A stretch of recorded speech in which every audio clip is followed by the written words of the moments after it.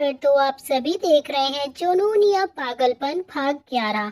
इससे पहले इस कहानी के 10 भाग अपलोड हो चुके हैं चैनल पर। प्लीज आप सभी लोग वो भाग जरूर पढ़ लीजिएगा।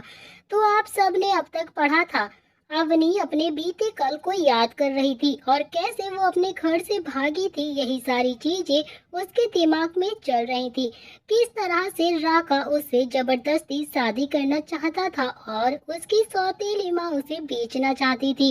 यही सारी सोच कर बातें वो बहुत ही ज्यादा उदास हो चुकी थी। चलिए देखते हैं अब आगे।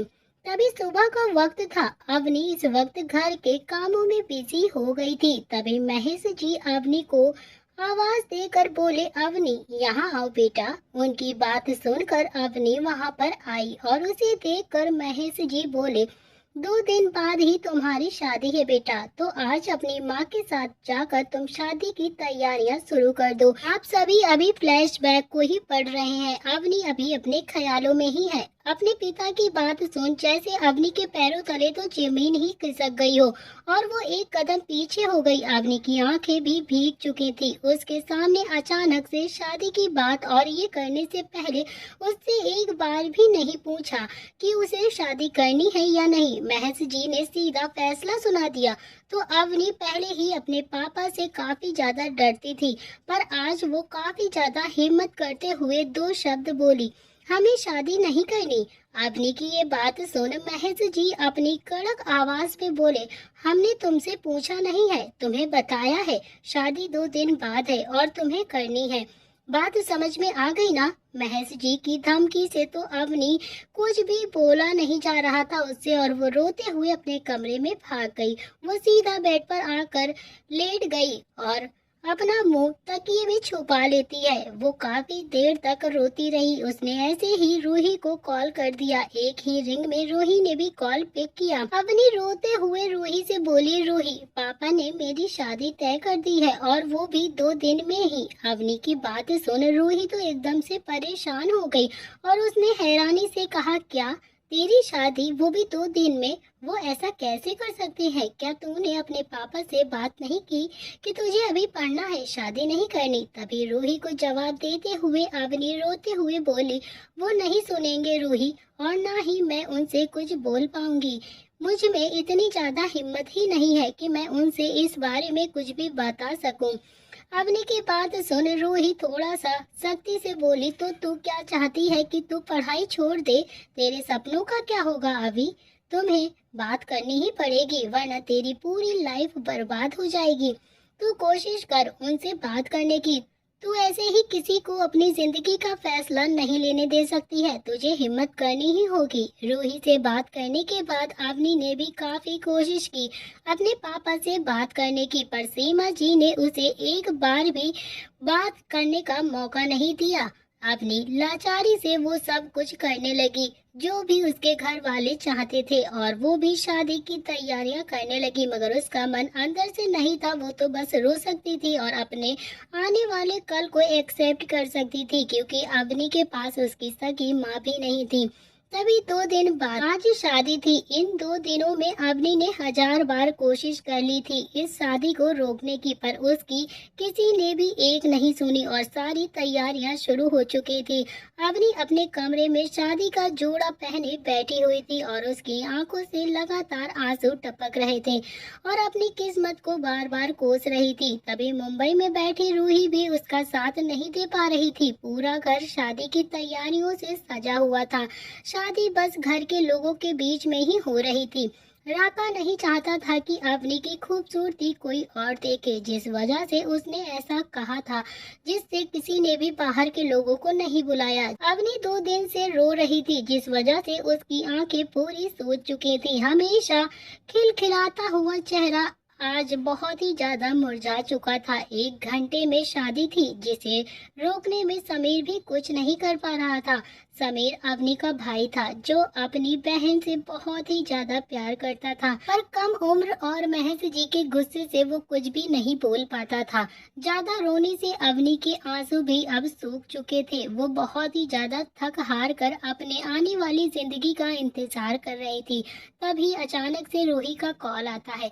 अवनी न्यूज़ कॉल को पिक करते हुए रूही से बोली, अभी अब हमारे पास एक ही ऑप्शन है, या तो तू एक काम कर, तू अपनी छोटी माँ से बात कर, अंकल उनकी बात कभी भी नहीं टालेंगे। रूही की बात सुन अवनी थोड़ा सा उदासी से बोली, मुझे नहीं लगता कि रूही वो मेरी हेल्प करेंगी, क्योंकि वो मुझसे बहुत ही ज्यादा नफरत करती हैं।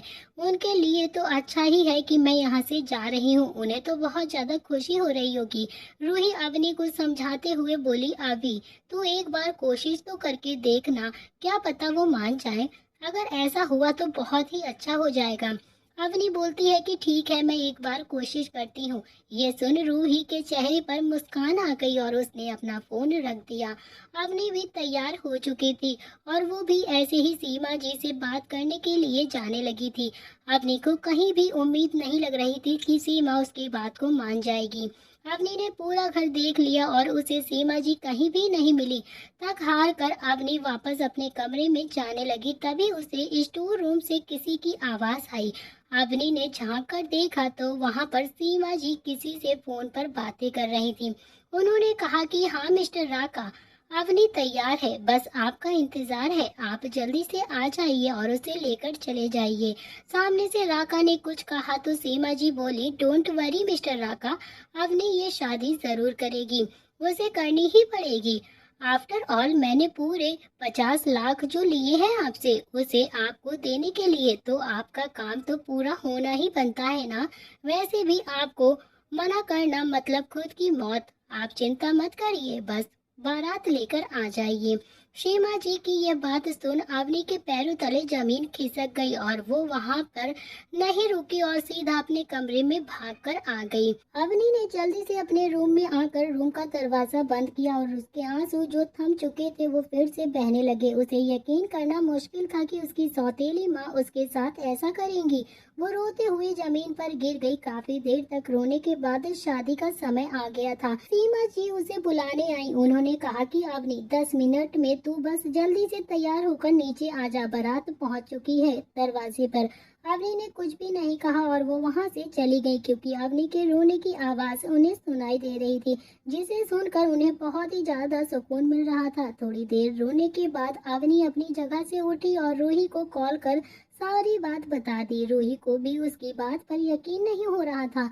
उन दोनों को अब कुछ भी सोच नहीं रहा था, जिस वजह से अवनी को इतना ज्यादा दुख हो रहा था कि उसे इतना बड़ा धोखा मिला है। उसने बिना किसी की परवाह किए यहाँ से जाने का सोच लिया। रूही ने भी उसका साथ दिया। अवनी ने रूही से कहते हुए कहा कि रूही, मैंने कभी नहीं सोचा था कि मैं ऐसा कुछ करूंगी, पर किसी ने मेरी बात तक नहीं सुनी है। यहाँ तक तो मैं जानती थी कि वो मुझे पसंद नहीं करती थी, मगर वो ऐसा करेंगे मैंने सपने में भी नहीं सोचा था। अब मैं किसी की बातों में नहीं आऊंगी और मैं यहाँ एक पल भी नहीं रुक सकती। बहुत हो गया है सबकी मर्जी, अब मैं अपनी मर्जी से चलूंगी। मुझे नहीं चलना है किसी की मर्जी से और न ही अब मुझे किसी की परवाह है। मैं जा रही हूँ यहाँ से, ये शादी छोड़कर, जिसके दूल्हे के बारे में मुझे अब तक नहीं पता। अवनी की बात पर रूही बोली कि अभी तू बिल्कुल चिंता मत कर, मैं हूँ तेरे साथ, तू बस वहाँ से किसी तरह से निकल कर मुंबई आ जा, उसके बाद देखते हैं कि क्या करना है। मुझे पता है कि तू इस शादी से खुश नहीं है और तेरी तो स्टडी भी अभी पूरी नहीं हुई है। कॉलेज के एडमिशन की भी लास्ट डेट आ चुकी है। तू बस निकल कर मेरे पास आ जा, तेरे लिए टिकट मैं बुक करती हूँ, उसके बाद तू यहाँ पर आ जा। अपने ख्यालों में गुम अवनी का ध्यान तब टूटा जब अवनी का फोन फिर से रिंग करने लगा। अवनी ने कॉल आ रहे नंबर को देखा तो वो नंबर अननोन नंबर था। अवनी ने जल्दी से उठकर अपने आंसुओं को पोंछा और कॉल को पिक किया। तभी उधर से बहुत ही टेंशन भरी आवाज आई, मैं हूँ दी समीर। समीर की आवाज सुनकर अवनी के होश ही उड़ गए थे। उसे यकीन नहीं था कि इस वक्त समीर उसे कॉल करेगा। इनफैक्ट उसके किसी को भी कॉल आएगा उसने अंदाजा भी नहीं लगाया था। पर उससे भी बड़ी बात यह थी कि अवनी का नंबर उसे कैसे मिला। उसकी आवाज से अवनी फिर से इमोशनल हो गई और अवनी अपनी आवाज में थोड़ी सी कठोरता लाते हुए बोली, समीर? कौन समीर? मैं किसी समीर को नहीं जानती हूँ, प्लीज आप फोन रखिए। अवनी की बात सुनकर समीर बहुत ही ज्यादा हर्ट हो गया था, पर वो अपनी दी की आवाज अच्छे से जानता था। फिर उसने अवनी को समझाते हुए कहा, क्या आप सच में मुझे नहीं जानती हैं दी? मैं समीर, आपका छोटा भाई जिससे आप बहुत ही ज्यादा प्यार करती हो, मैं भी आपसे बहुत प्यार करता हूँ दी, जिसके लिए आपने कई बार पापा से डांट भी खाई थी। समीर की बात सुन अवनी रूड होकर बोली, तुम्हें ये नंबर कहाँ से मिला समीर? अवनी की आवाज से समीर की सिट्टी बिट्टी गुल हो गई थी। वो अटकती हुई आवाज में बोला, वो मैं दी। अवनी बीच में ही बोली, वो क्या समीर? समीर जवाब देते हुए बोला, दी वो मैंने रूही दी से मांगा है आपका नंबर। मुझे पता था कि आप रूही दी की हेल्प जरूर लोगी, इसीलिए मैंने दी को कन्विंस किया। पहले तो वो मुझे नहीं दे रही थी, पर बहुत ही ज्यादा मिन्नतों से मांगने के बाद उन्होंने मुझे दे दिया। अवनी गुस्से में बोली, इस रूही की तो मैं। समीर अवनी को शांत करते हुए बोला, दी इसमें उनकी कोई गलती नहीं है। मुझे चिंता हो रही थी आपकी, और आप तो कुछ भी नहीं छुपाती थी मुझसे, तो आपने इतनी बड़ी बात कैसे छुपा ली मुझसे? आपने मुझे बताया भी नहीं। आपको इतनी भी भरोसा नहीं था क्या अपने छोटे भाई पे? अवनी चिंता भरी आवाज में बोली, ऐसी बात नहीं है समीर, आई ट्रस्ट यू, पर उस वक्त मैं किसी को भी बताने की हालत में नहीं थी। मुझे बस वहाँ से दूर जाना था। अवनी की बात सुन समीर थोड़ा चिंता से बोला कि दी, हमें पता है कि आप मुंबई में ही हो, हम भी मुंबई में ही हैं, लेकिन आप चिंता मत करो, किसी को कुछ भी नहीं पता चलेगा कि आप कहाँ पर हो। मैंने किसी को भी नहीं बताया है। अवनी काफी देर तक समीर से बातें करती रही। उसे ध्यान भी नहीं रहा कि बातें करते हुए कितना वक्त हो गया है, और उसने समीर को कहा कि अच्छा ठीक है समीर, मैं फोन रखती हूँ, काफी देर हो गई है, बाय। सामने से समीर मुस्कुराते हुए बोला कि ठीक है दी, अपना ख्याल रखना, और आप बिल्कुल चिंता मत करो, मैं किसी को भी नहीं बताऊंगा। बाय दी, love you and take care of yourself. Avni भी मुस्कुराते हुए समीर से बोली, लव यू टू ब्रो, और मैं अपना ख्याल रख लूंगी, ओके गुड नाइट, और फोन रख देती है। अवनी की नजर सामने गई, उसका दिल तो अचानक से जोरों जोरों से धड़कने लगा। ऐसा इसीलिए हुआ था क्योंकि रणवीर दरवाजे पे ही खड़ा था, अवनी को ही देख रहा था, जिसकी आंखों में अवनी को लेकर बहुत ही ज्यादा इनसिक्योरिटी साफ झलक रही थी। उसे देख अवनी ने अपना थूक गटक लिया, और वो इसीलिए क्योंकि रणवीर इस वक्त सिर्फ टॉवल में ही था। शायद वो अभी अभी नहाकर आया था। उसके बालों से आता हुआ पानी उसकी सातिर बॉडी से गुजर कर टॉवेल में कहीं घूम रहा था। वो इस लुक में काफी ज्यादा हॉट लग रहा था, पर उसकी आंखों में इस वक्त सिर्फ जुनून नजर आ रहा था, जो अवनी के लिए ही था। अवनी इस वक्त बस रणवीर को ताड़े जा रही थी, और उसकी नजर लगातार उसके सीने पे थी। उसकी नजर तो उस पर से हट ही नहीं रही थी। रणवीर भी बिना रुके अवनी की तरफ बढ़ गया। वो अवनी के एकदम करीब पहुंच गया। ये देख अवनी की धड़कनें अचानक से रुकी सी महसूस होने लगी। तभी रणवीर अवनी के ऊपर झुका और थोड़ा गुस्से भरे लहजे से कहा कि आप किसे आई लव यू कह रही थी जान? रणवीर की आवाज सुन अवनी तो मानो होश में आ गई हो, और वो रणवीर से दूर होते हुए पीछे खिसकने लगी और बोली, हम वो इधर उधर देखते हुए बोली, वो किसी को नहीं, वो तो हम अपने भाई को बोल रहे थे।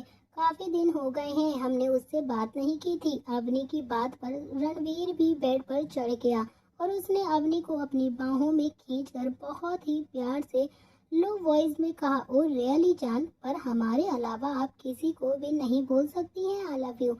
आप पे सिर्फ हमारा हक है, और आप सिर्फ हमें ही आई लव यू बोल सकती हैं, और किसी को भी नहीं, समझी आप, यहाँ तक कि अपने भाई को भी नहीं। रणवीर की बात सुनकर अवनी छक्के छूट गए, और वो अपनी टिमटिमाती आंखों से रणवीर को घूरते हुए देखने लगी। उसकी आंखों में उसके लिए थोड़ा सा गुस्सा झलक रहा था। अवनी रणवीर से छूटने की कोशिश करने लगी, पर वो ऐसा बिल्कुल भी नहीं कर पा रही थी। वो रणवीर की हरकत देखकर अपने मन में ही बोली, कितने बड़े पॉजिटिव हैं ये, हमारे भाई से भी जल रहे हैं। कोई इंसान किसी के भाई से कैसे जल सकता है? रणवीर अवनी के एक्सप्रेशंस देखकर रणवीर ने अपने हाथ अवनी की बॉडी पर चलाने लगता है। तभी उसने अपना चेहरा अवनी के नेक घुसाते हुए कहा, यस आई एम जान, आप सोच भी नहीं सकती हैं कि आप सिर्फ और सिर्फ हमारी हैं। आप पर सिर्फ और सिर्फ हमारा हक है और किसी का नहीं। रणवीर की बातें अवनी को बेचैन कर रही थी। ऊपर से उसकी ऐसी हरकतें उसके बर्दाश्त से बाहर हो रही थी। वो जब चाहे उसके करीब आता था, जिस वजह से अवनी के इमोशंस उसके कंट्रोल में नहीं रहते थे। उसकी सांस उखड़ने लगती थी। तभी रणवीर की हरकतें उसे बहुत ही ज्यादा मदहोश कर रही थीं। रणवीर के करीब आने से उसे ऐसा क्यों होता था कि वो सारी चीजें भूल जाती थी। ये अवनी समझ नहीं पा रही थी। रणवीर ने अवनी की बढ़ती हुई सांसों को देखा और उसके नेक पर किस कहने लगा। रणवीर के टच से अवनी भी थोड़ा सा सिरसिराने लगी। उसने कस के बेडशीट को मुट्ठी में भर लिया और अवनी ने रणवीर को रोकते हुए अपनी अटकती हुई आवाज में कहा, आप ये क्या कर रहे हैं? रणवीर अवनी के नेक को लीक करते हुए बोला, हम तो आपको देखना चाहते थे। रणवीर की बात सुन अवनी ने कसकर अपनी आंखें बंद कर ली और गहरी सांस लेकर बोली कि ठीक है, अब आप यहाँ से चले जाइए। अवनी की बात सुनकर रणवीर ने कसकर अपनी आंखें बंद की और उससे दूर हो गया। उसे थोड़ा सा गुस्सा आ रहा था। उसने अवनी को देखा जो खुद को रोकने के लिए अपनी आंखें कसकर बंद कर लेती थी। रणवीर के चेहरे पर थोड़ी सी मुस्कान आ गई और उसने अवनी के लिप्स पर छोटी सी किस करते हुए कहा कि अब आप सो जाइए जान, गुड नाइट। रणवीर ने अवनी को देखा और वो सीधा वहां से बाहर की तरफ चला गया। रूम में आने के बाद रणवीर ने अपनी आंखें बीच करके कहा कि जान, आप जल्दी से हमें अपना बना लीजिए क्योंकि हम आपके बिना अब ज़्यादा दिन नहीं रह पाएंगे। जान है आप हमारी, आपकी दूरी हमारी जान ले रही है।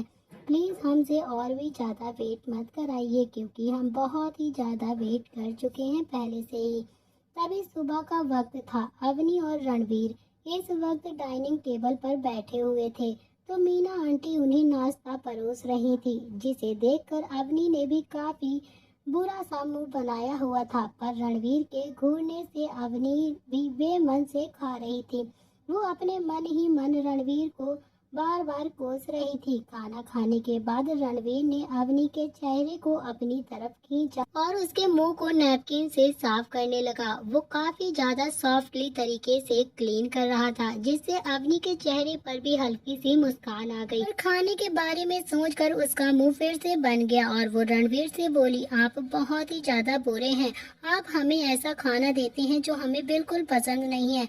आप हमें रोज ये सारा खाना क्यों देते हैं? क्या आपके पास पैसे कम है जो हमें ये सारा घास फूस खाने पर मजबूर करते हैं? इसकी बात सुन रणवीर अवनी के बालों को कान के पीछे करते हुए बोला, क्या आप हमारा बैंक बैलेंस जानना चाहती हो? वो जल्दी से अपनी बात को बदलते हुए सीट पर बैठ गया और बोला, गुड मॉर्निंग वीर। उसकी ये हड़बड़ी देखकर अवनी भी काफी ज्यादा कंफ्यूजन से बोली, आपको ये सब क्या हो गया? आप ऐसे अटक अटक कर क्यों बोल रहे हो? क्या आपके गले में प्रॉब्लम है? अवनी की बात पर रणवीर अवनी के माथे पर किस करके उठा और बोला, उसके गले में कोई प्रॉब्लम नहीं है जान, बल्कि उसके दिमाग में है, तभी तो वो थोड़ा सा ऊट पटांग हरकतें करता रहता है। वैसे आप इसे इग्नोर करो और जल्दी से रेडी हो जाओ, हम कहीं बाहर जा रहे हैं। रणवीर की बात सुनकर अवनी के दिल में अजीब सी उलझन पैदा हो गई, जो मानव ने नोटिस कर ली थी। मानव ने रणवीर को इशारा कर उसे देखने लगा और बोलने लगा कि रणवीर ने अवनी को देखा, जिसका चेहरा पीला पड़ चुका था। रणवीर ने अवनी को खड़ा किया और अपनी बाहों में लेकर बोला, स्टॉप रिएक्टिंग जान, हम किसी भीड़ भाड़ वाली जगह पर नहीं जा रहे हैं। हम बहुत ही अच्छी और शांति जगह पर जा रहे हैं। हम जहाँ जाने वाले हैं ना, वहाँ जाकर आपको बहुत ही ज्यादा अच्छा लगेगा और मैं भी तो हूँ आपके साथ, फिर आपको चिंता करने की कोई जरूरत नहीं है। रणवीर ने अवनी को अलग किया। अवनी ने भी रणवीर की आंखों में देखा, जिसमें उसके लिए काफी ज्यादा फिक्र नजर आ रही थी। एक जुनून था जो कह रहा था कि वो उसे कुछ भी नहीं होने देगा। तभी अवनी ने रणवीर को स्माइल पास की और मानव की तरफ देखकर बोला, भैया आप भी चलिए ना हमारे साथ, हमें अच्छा लगेगा। मानव को साथ ले जाने की बात से अवनी की आंखें एकदम से छोटी हो गई, जो मानव जानता था। उसने अपनी थूक गटकते हुए अवनी से कहा कि प्रिंसेस, हम आपके साथ नहीं जा सकते हैं, हमारी एक बहुत ही इम्पोर्टेंट सर्जरी है। सॉरी। मानव की बात सुनकर अवनी का चेहरा थोड़ा सा उतर गया। मानव जानबूझकर ऐसा कहता है क्योंकि रणवीर उसके गुस्से को वो अच्छे से जानता था। कुछ वक्त बाद रणवीर अवनी इस वक्त कार में थे। रणवीर अपने लैपटॉप में बिजी था तो वहीं अवनी भी बेमन से बाहर देख रही थी। कार में पूरी तरह से शांति थी। पैसेंजर सीट पर विकी बैठा हुआ था और अमन गाड़ी चला रहा था। कार की शांति का भंग करते हुए रणवीर विकी से बोला, विकी, जो चीज तुम्हें अरेंज करने के लिए कही थी क्या वो हो चुकी है?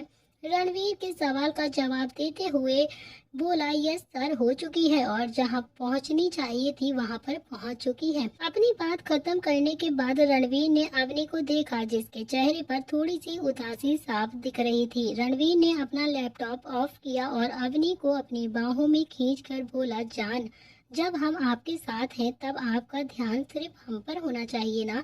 आप ये किसके बारे में सोच रही हैं? रणवीर की बात का अवनी ने कोई भी जवाब नहीं दिया। तभी रणवीर ने अपनी आवाज में सॉफ्टनेस ला कर कहा कि क्या हुआ है आपको? आप इतना ज्यादा सैड क्यों हो? रणवीर की बात पर अवनी ने अपना सिर रणवीर के कंधे पर रखा और कहा कि क्या हम इतने बुरे हैं कि कोई हमें पसंद नहीं करता है, ना कि हमारी शक्ल देखना चाहता है? अवनी की बात ने रणवीर को कंफ्यूज कर दिया था। उसे अवनी की कंडीशन के बारे में पता था, पर वो अंदर से कितना ज्यादा हर्ट है उसका वो अंदाजा तक नहीं लगा सकता था।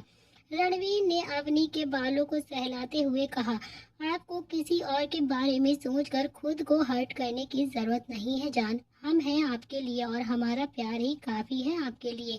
किसी और की जरूरत नहीं है आपको। अवनी रणवीर की बातें सुन रही थी पर कुछ भी रिएक्ट नहीं कर रही थी। ये देखकर रणवीर को काफी ज्यादा अजीब लग रहा था।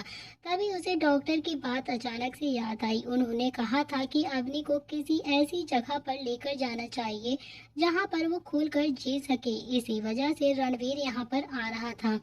रणवीर अवनी से कुछ बोलने वाला था, तभी कार रुक गई। अमन ने जल्दी से कहा कि बॉस, हम पहुंच गए हैं। रणवीर ने हाँ में अपना जवाब दिया और उसने अवनी के गाल पर अपना हाथ रखा और प्यार से कहा, जान, हम पहुंच गए हैं, चलिए चलते हैं। रणवीर की बात सुनकर अवनी ने भी बाहर की तरफ देखा, जिससे वो बहुत ही ज्यादा कंफ्यूज हो गई थी। तभी उसने रणवीर को देखकर कहा कि ये तो रणवीर मुस्कुराया और हाँ में अपना सिर हिला दिया।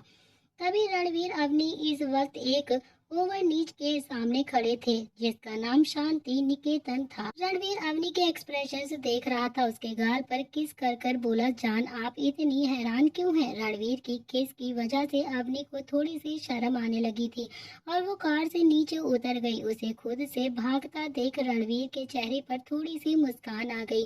रणवीर भी कार से बाहर की तरफ आया और उसने अपने कोट को ठीक किया और सीधा आकर बाहर की तरफ खड़ा हो गया। रणवीर ने अवनी के लोअर बैग में अपना हाथ डाला और अवनी की तरफ देखकर कहा, चलें जान। उसकी ये मीठी सी आवाज सुनकर अवनी भी थोड़ा सा मुस्कुराई और हाँ में अपना सिर हिला दिया। रणवीर ने सारे गार्ड्स को देखकर अपनी कड़क आवाज में कहा, ये सारा सामान अंदर रखो। रणवीर के कहने पर सारा सामान जो रणवीर ने इस आश्रम के लोगों के लिए मंगवाया था वो सारा अंदर ले जाने लगे। रणवीर और अवनी ने भी अपने कदम आगे की तरफ बढ़ा दिए। अंदर जाते ही एक मिडिल एज इंसान रणवीर को ग्रेट करते हुए बोला, रणवीर बाबा आप। उस इंसान की बात पर रणवीर ने बिना किसी भाव के बोला, रामू काका, ये सारा सामान अंदर रखवाइए, हम बच्चों से मिलने जा रहे हैं। रणवीर की बात पर उन्होंने भी अपना सर हाँ में हिला दिया और शांति निकेतन ऑफ नीच रणवीर के दादाजी ने बनवाया था अपनी पत्नी के साथ मिलकर। आज ये काफी ज्यादा बड़ा हो चुका था, जहाँ हर जरूरतमंद को सहारा दिया जाता था। यहाँ की हर चीज रणवीर की स्वर्गवासी दादी शांति जी ने सजाई थी। उनकी कही सारी बातें यहाँ पर मौजूद थी और सारी यादें यहाँ पर मौजूद थी, जिस वजह से रणवीर को यहाँ के लोगों से काफी ज्यादा अटैचमेंट थी। रणवीर अपनी को लेकर गार्डन में आ गया, जहाँ कई सारे बच्चे खेल रहे थे, जिन्हें देखकर अवनी के चेहरे पर हल्की सी मुस्कान आ गई और बच्चों का जैसे ही ध्यान रणवीर पर गया तो वो चिल्लाकर उसके पास आने लगे, आरबी आरबी। रणवीर को आरबी बुलाया करते थे वहाँ के लोग। अवनी थोड़ा सा हैरान हो गई। रणवीर नीचे बैठ गया और सारे बच्चे रणवीर के आगे आकर खड़े हो गए। उन सब बच्चों में 2 8 साल के बच्चे थे जो बहुत ही ज्यादा प्यारे थे। एक लड़का और एक लड़की जिसका नाम मिया और सोनू था, वो रणवीर के गले लग गए और बोले, वी मिस यू आरबी। उनकी इस हरकत पर रणवीर ने प्यार से दोनों को देखा और कहा कि I also miss you. Ranveer की बात सुनकर मिया अपनी मीठी सी आवाज में शिकायत करते हुए बोली रणवीर से कि अगर आपने हमें मिस किया होता तो आप हमसे मिलने क्यों नहीं आए थे। मिया की मीठी सी आवाज सुनकर रणवीर खड़ा हुआ और अवनी को बैक हग करते हुए बोला, क्योंकि आपका आरबी आपके लिए एंजल लेने गया था। रणवीर की बात सुनकर सबके चेहरे पर एकदम से मुस्कान के साथ थोड़ी सी हैरानी भी आ गई थी। सारे बच्चे अवनी को देखने लगे, जो ब्लू ड्रेस में सच में किसी एंजल की तरह ही लग रही थी। वहीं अवनी इस वक्त बहुत ही ज्यादा ऑकवर्ड महसूस कर रही थी। उसे रणवीर के इतने ज्यादा करीब होने से शर्म आ रही थी, जिस वजह से अवनी अपनी नजरें बार बार चुराते हुए धीरे से बोली, आप ये क्या कर रहे हैं? यहाँ बच्चे हैं, प्लीज छोड़िए हमें।